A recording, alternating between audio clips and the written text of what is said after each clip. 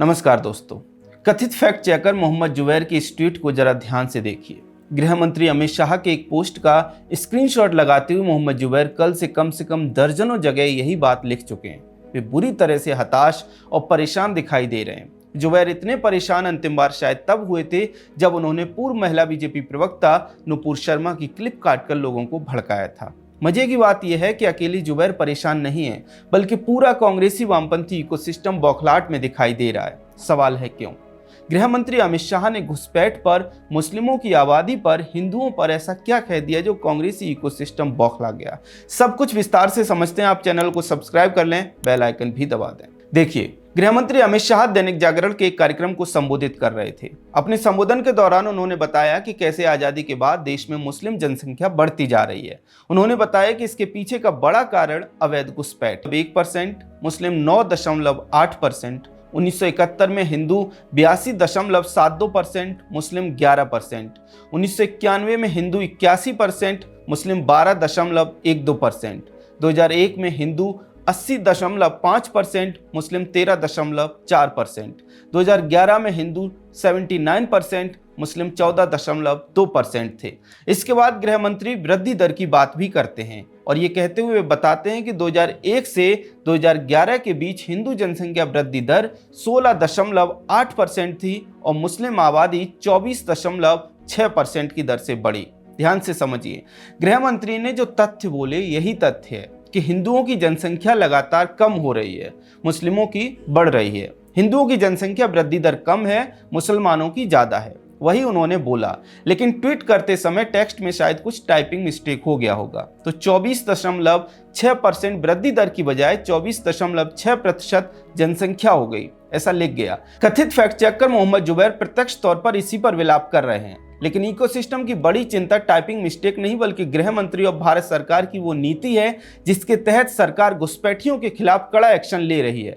गृह मंत्री ने कहा कि घुसपैठियों को देश से निकालेंगे और इसके लिए हम डिटेक्ट, डिलीट और डिपोर्ट फॉर्मूला पर काम। देखा आपने, गृह मंत्री ने साफ किया कि घुसपैठियों को डिटेक्ट करेंगे, मतदाता सूची से उन्हें डिलीट करेंगे और फिर उन्हें डिपोर्ट कर देंगे। यही वो कारण है जिसने कांग्रेसी वामपंथी इकोसिस्टम के पसीने छुड़ा दिए हैं।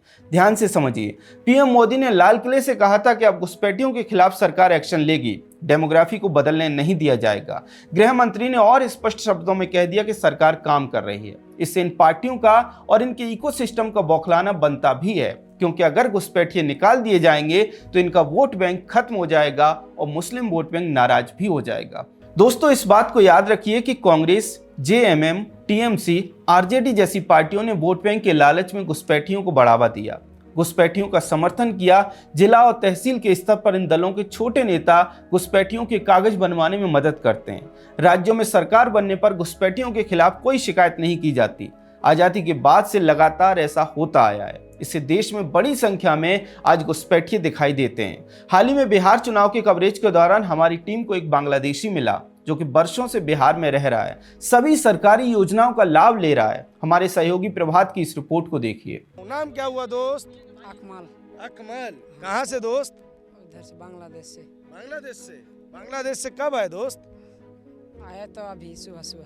आज सुबह सुबह आए? हाँ। बांग्लादेश से? बांग्लादेश से नहीं, इधर से। नहीं तो वैसे बांग्लादेश से कब आए?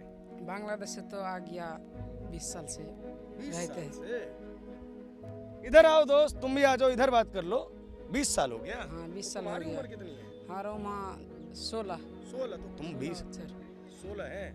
हाँ। और वैसे मतलब कि क्या कहते हैं, 20 साल पहले पिताजी वगैरह आए थे? हाँ हाँ। अब्बा वगैरह? अब्बा का क्या नाम है? बका यूसुफ। बाका यूसुफ। हाँ। तो यहाँ जमीन वमीन खरीद लिए? ना उधर ही खरीदे। कहाँ खरीद लिए? उधर उधर किधर? हथियादरा में। हथिया बिहार में ही ना? हाँ, बिहार में। बिहार में यहाँ से कितना दूर जमीन खरीदे हो? ज्यादा नहीं, 2 कट्ठा।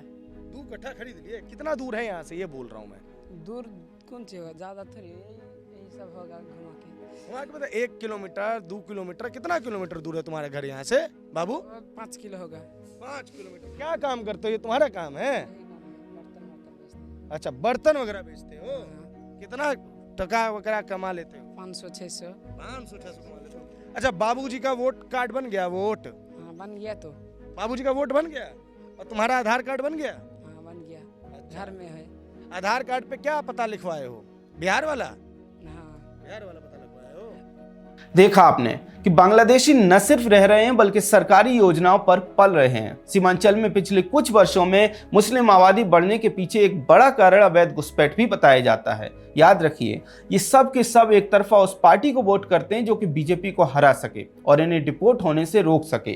तो इनका उद्देश्य राज्य के मुद्दे, राष्ट्र के मुद्दे नहीं होता बल्कि खुद को बचाना होता है। इसी का फायदा उठाकर कुछ दल उठते हैं और इन्हें अपना वोट बैंक बना लेते हैं। अब जब इन सब पर कार्रवाई की बात की जा रही है तब उनके पेट में दर्द हो रहा है। वैसे कांग्रेसी वामपंथी इकोसिस्टम के बौखलाने का एक और कारण यह है कि गृहमंत्री अमित शाह ने एक बार फिर सीए की बात की। उन्होंने कहा कि पाकिस्तान बांग्लादेश में रहने वाले हिंदुओं का भी भारत पर उतना ही हक है जितना कि मेरा।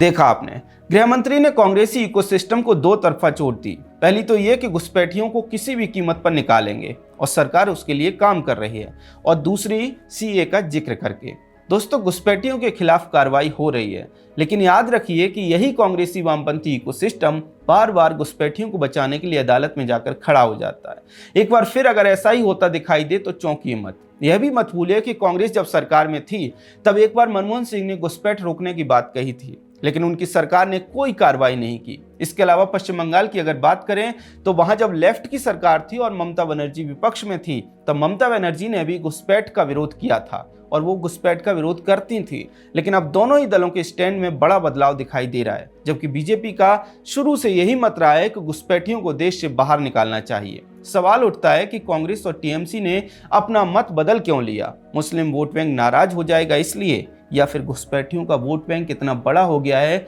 कि ये दलों से खोना नहीं चाहते? जो भी है, लेकिन देश की जनता को घुसपैठ को लेकर निश्चित तौर पर इन दलों से सवाल पूछने चाहिए। खैर, गृहमंत्री अमित शाह के बयान पर आपका क्या कहना है? कमेंट सेक्शन में हमें जरूर बताएं। अगर आपको हमारा कंटेंट पसंद आता है तो हमारे चैनल को सब्सक्राइब भी कर लें। जय हिंद।